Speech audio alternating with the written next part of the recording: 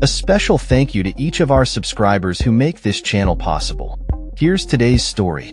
In an unprecedented move, the White House is reportedly considering inviting Ukrainian President Volodymyr Zelensky to participate in the upcoming summit between former President Donald Trump and Russian President Vladimir Putin, set to take place in Alaska this Friday. This summit comes at a critical juncture as the ongoing conflict in Ukraine continues to escalate, and the stakes are higher than ever. Sources close to the Biden administration have expressed optimism about the potential inclusion of Zelensky in the discussions, which could pave the way for a trilateral meeting. A senior official revealed to NBC News that this possibility is being actively discussed, although no formal invitation has yet been extended to Kyiv.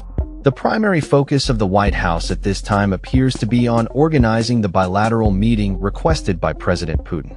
Zelensky has made it abundantly clear that his presence is essential in any peace negotiations that directly impact the future of Ukraine.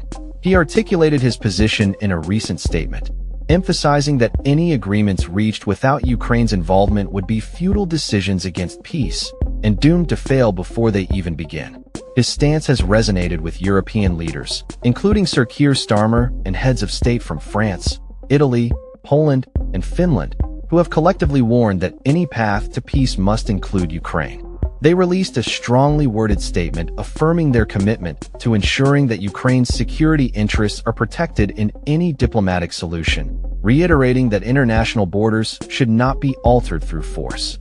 The discussions surrounding the summit have also sparked speculation about alternative proposals aimed at ending the war. Reports suggest that Washington and Moscow may be contemplating a territorial swap agreement, wherein both sides would concede ground to one another. However, Zelensky has firmly stated that he will not allow any territory to be claimed by Russia as a result of the conflict, which he deems illegal. European officials have proposed that any territorial exchanges would need to be accompanied by security guarantees for Ukraine, ensuring that if Ukraine withdraws from a region, Russia must also retreat from another. Furthermore, they insist that Moscow must adhere to a ceasefire before any negotiations can progress. The potential for a three-way meeting involving Zelensky, Trump, and Putin would mark a significant moment, as it would be the first time the two leaders have communicated directly since the onset of the conflict. Zelensky has expressed a desire to confront Putin in person, hoping to remind him of the atrocities committed during the war. However, Putin has shown reluctance to meet Zelensky directly, stating that certain conditions must be established before such a meeting can occur. Despite this, Trump has downplayed the necessity of Zelensky's presence for his own meeting with Putin, asserting that the Russian leader does not need to engage with Zelensky to proceed with their discussions. Nevertheless, the White House is preparing for the possibility of either a bilateral or trilateral summit, with Press Secretary Karoline Leavitt confirming that details are being worked out and will be shared in due course. As the situation unfolds, the power dynamics in the region remain precarious. Military analyst Hamish de Breton-Gordon has commented on the significance of the summit itself, noting that it represents a victory in the ongoing struggle for peace. However, he cautions that the complexities surrounding the negotiations could complicate the outcome. Observers have noted that Putin still appears to believe he is making progress in Ukraine, despite the international community's growing calls for peace. De Breton-Gordon has suggested that Trump may have recently come to realize that he has been manipulated by Putin, and that the former president's economic leverage could play a crucial role in the negotiations. If Trump chooses to implement sanctions and tariffs against Russia, it could significantly impact the Russian economy, which relies heavily on oil revenues.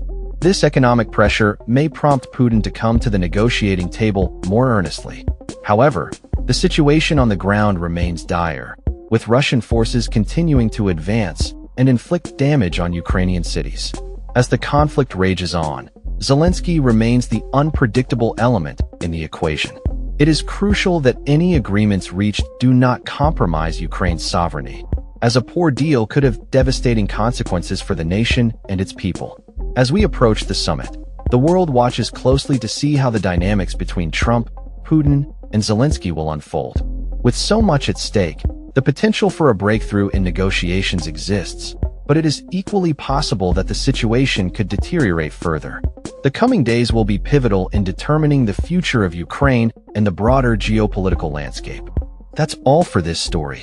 We upload videos every day covering many different subjects, so hit that subscribe button to stay informed.